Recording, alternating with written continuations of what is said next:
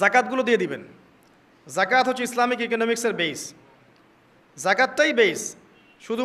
শুধুমাত্র একটা কাজ যদি করতে পারতাম আমরা, এটা যাদের ক্ষমতা আছে তারা যদি কখনো মূল্যায়ন করে হয়তোবা উপকার হবে।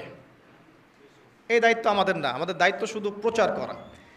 শুধু যদি জাকাতটা কালেক্ট করা যেত একটা সিস্টেমেটিক ওয়েতে, বাংলাদেশে এমনও মানুষ আছে যার একজনের জাকাতের টাকা দিয়ে 100টা পরিবার চলবে, এবং এটা প্রতি বছর আসবে, এক বছর না, প্রতি বছর নিসাব পরিমাণ সম্পদ হলেই জাকাত আসবে।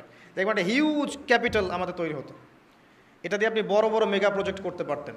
দুর্ভাগ্যজনক, এটাতে আমরাই জাকাত দিতে চাই না। অনেক মুসলিম আছে নামাজ পড়ে জাকাত দেয় না, অনেক মুসলিম আছে নামাজ পড়ে সুদ খায়, নামাজ পড়েই ঘুষ খাচ্ছে, নামাজ পড়েই দুর্নীতি করছে। নামাজি ব্যক্তি, কপালে সেজদার দাগ আছে।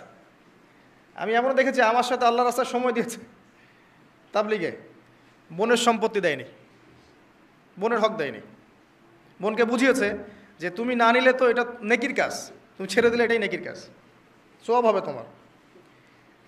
তা আমরাও কম না ভাই। তো আগে নিজে ভালো হই, মানুষের ভালো নিয়ে পরচিন্তা করি। আলাইকুম আনফুসাকুম, নিজের নফসের খবর নেই। মানুষকে সংশোধন করা অনেক কঠিন বিষয়, নিজে সংশোধন না হলে মানুষকে সংশোধন করা যায় না। এটাই আমাদের সমস্যা, আমরা আগে নিজেরটা চিন্তা না করে মানুষেরটা চিন্তা করি। আল্লাহ পাক আমাদেরকে বোঝার তৌফিক দান করুন, বক্তা শ্রোতা সবাইকে আমল করার তৌফিক দান করুন। রমজান মাসে আরও কিছু কাজ করুন, বেশি ইফতার করাবেন, বেশি থেকে বেশি মানুষকে ইফতার করাবেন। পারা যাবে ইনশাআল্লাহ। একজন রোজাদারকে ইফতার করালে ওই ব্যক্তির রোজার নেকি আপনি পাচ্ছেন, এবং আপনার নেকি থেকে কাটা হবে না, বরং আপনাকে এক্সট্রা বোনাস দেওয়া হবে। প্রত্যেক দিন মসজিদে আসর থেকে মাগরিব পর্যন্ত দার্সে হাদিসের ব্যবস্থা করেন। এই যে আপনাদের এখানে মুনতাখা হাদিস বই আছে না, মুনতাখা হাদিস, ফয়জুল কালাম, তারপরে এই যে রিয়াদুস সালেহিন, এই বইগুলো আছে, মিশকাত, এখান থেকে দার্স দিবেন। আসর থেকে মাগরিব পর্যন্ত এগুলো চলবে। মাগরিবে মানুষ আসবে, এখানে সবাই মিলে ইফতার করবে, করা যাবে না?